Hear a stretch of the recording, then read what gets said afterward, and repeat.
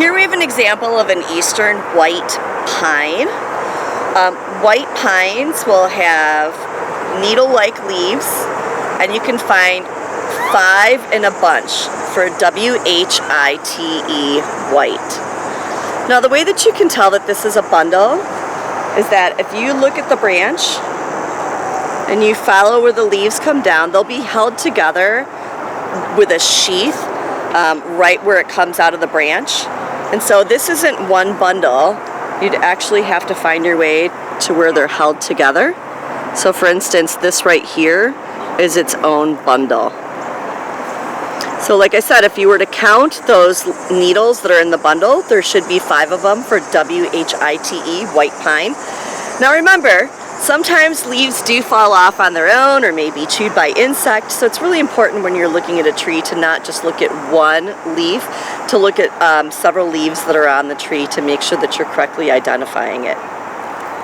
The other identifying characteristic about the white pine are the cones that they make.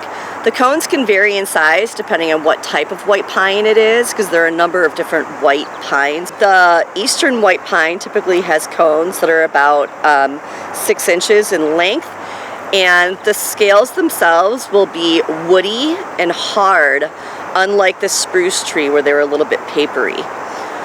The seeds are found in between those scales on the white pine, so when the scales do open up, those winged seeds will fall out and disperse.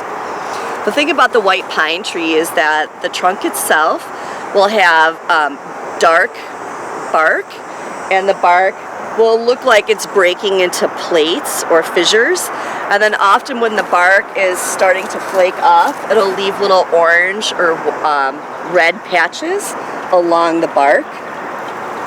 The eastern white pine was a very important tree in our American history. It's the tallest evergreen tree east of the Mississippi, and because it grew such straight trunks, it was used for things like ship masts or timber. So it was very important in our history of the United States, and that's your eastern white pine.